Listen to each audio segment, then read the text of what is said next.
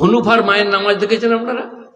বেকালের মায়ের নামাজ, নামাজ তানুসাল্লি আল্লিল্লাহি তাআলা রাকাইসান আল্লাহু আকবার আলহামদুলিল্লাহি রাব্বিল আলামিন আর রহমানির রহিম মালিকি ইয়াউমিদ্দিন। বিড়ালটা চাললো, মুরগি ছানা নিয়ে নেবে, বলে তওবা তওবা আস্তাগফিরুল্লাহ আল্লাহু আকবার আর রাব্বিল আলামিন আর রহমানির রহিম মালিকি ইয়াউমিদ্দিন। সেই কুকুরের মুরগি দিল।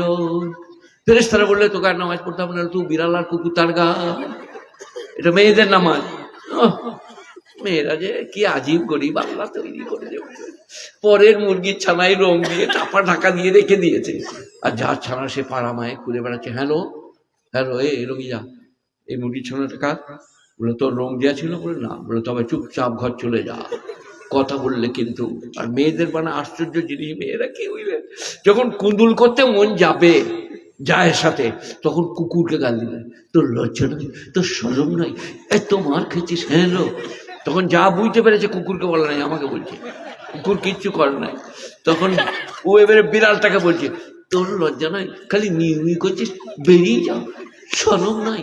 হ্যাঁ লো, তখন ও বলতো শালা তাহলে আমাকে গাল দিচ্ছে, কুকুরকে আর বিড়ালকে, দুজনাই যাকে, কিন্তু বলছে না। সেইখানে মেয়েদিকে খালি এরকম করবে, নাহলে মোটর সাইকেলে চাপিয়ে নিয়ে চলে যাবে। ভাই ভাই, আমার ভাইকে খুঁজে পাচ্ছি না, এই জলসাই এসেছিলাম, একবার আমাকে মোটর সাইকেল করে একটু আপনার ক্ষতিপুরের ওই ডগে পৌঁছে দেবেন। বলে চলো। সে দেখছে মোটর সাইকেল চাপবে, তাহলে আমাকে ধরবে, যাই হবে আল্লাহ, লে চেপে পড়। যেমনি নিয়ে গেছে, সে নেমে পালিয়ে গেল। 4-5টা গুদা গুদা মরদ চলে এলো, কাকে চাপিয়ে নিয়ে এলেই, বল শালা কোথায় পেলি? বলে আমি কিছু জানি না, আমাকে বললে আমাকে বুঝিয়ে দেবো। বেরো শালা, খোল ফুল প্যান্ট, খোল জামা, দে কলম, দে মানি ব্যাগ দিয়ে আন্ডার প্যান্টটা পরিয়ে যা ঘর চলে যাও। সে এবারে খালি বলে আসছে, কেউ কোনোদিন কাউকে নিয়ে যাবো না, কেউ কোনোদিন কাউকে নিয়ে যাবো না। কি হয়েছে বল, কেউ কোনোদিন কাউকে নিয়ে যেও না। তোকে বলে হলাম ওইরকম পরের মেয়ে বোয়াগা, গাধা, স্ত্রী, মা, বোন, খালা, নানি, চাচি, কত বোয়াবি বোয়াগা। মোটর সাইকেলে দোয়া পাবি, কাজে লাগবে, ভালো হবে। আর না হলে মেয়ে মানুষদের মহিলা খুব কঠিন মহিলা, বুঝলেন। একজনের স্বামী রেগে স্ত্রীকে বলছে, পালঙের তলায় শুনো। কোথায় শুনো? আমার এটা শুনে নিয়ে যান, আপনি ওইরকম করেন না। বলছে পালঙের তলায় শুকাও, এখানে শুতে দেবো না। সে এবারে পালঙের তলায় বলছে, আল্লাহ একবার মশারি ভেতরে লাভ, আল্লাহ হকর বাপ, হকর বাপের জানে রহম দাও আল্লাহ। এটার মানে হকর বাপ আল্লাহ লয়, এটা আরবি পড়তে হবে। জুমলায় মোতারে যা, জুমলায় দুবাই ইয়া, হকর বাপ একবার মশারি ভেতরে লাভ, আল্লাহ হকর বাপের জানে রহম দাও। এটা গোটাই লম্বা করে যদি করেন তাহলে মানে হয়ে যাবে হকর বাপ আল্লাহ।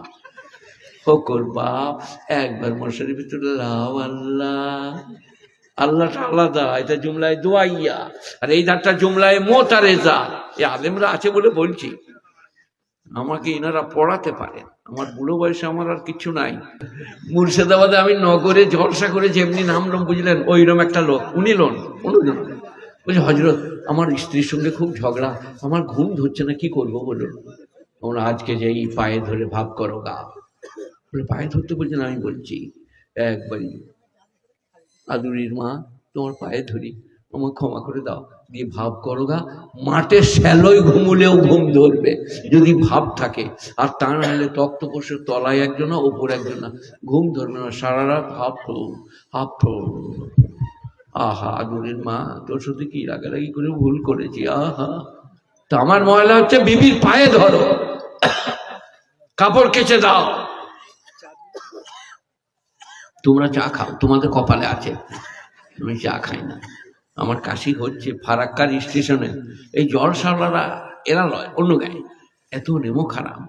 আমার জলসা ছিল ফারাক্কায়, রাত্রি 5:30 ইন্টারসিটি, আমাকে রাত 12টায় স্টেশনে পৌঁছে দেবে। ওরা একজনে যাচ্ছে, মোল সাহেব চলে যান, কার ঘুম ভাঙবে না ভাঙবে। রাত 12টা থেকে 5টা 20 পর্যন্ত ফারাক্কা স্টেশনে। আর যেটা আমাদের ফার্স্ট ক্লাসের টিকিট কাউন্টারের অপেক্ষা, সেটা বন্ধ রাত 8টা থেকে সকাল 8টা। সারা রাত 3 নম্বর কাউন্টারে বসে থাকতে হলো, ভালো হচ্ছে না। কয়েকদিন হয়েছে কাশি হচ্ছে, কাশির সিরাপ নিয়েছি। সেদিনে মুর্শিদাবাদে এক জায়গায় ছিলাম, একজনে বললে আমার ছেলেটা ওষুধের দোকান করেছে, আমি দেখলাম চান্স লেগে গিয়েছে, আমরা আমাকে নিয়ে চলুন। আমরা বাবা কাশির একটা ভালো সিরাপ আপনার দোকানে? বলে নিশ্চয়ই। আমরা এখান থেকেই আরম্ভ করি, কিন্তু এই কাশি যে ঢোকো কাশি, ও সিরাপে কাজ হচ্ছে না। আর এরা চাইছে যে কাশিটা বন্ধ হয়ে গেলে ভালো হবে, বন্ধ হয়ে যাবে। একটা একটা করে বলবো, সবাই শুনুন, বুঝুন, আমল করুন। সবাই আমল করবো, বলুন ইনশাআল্লাহ।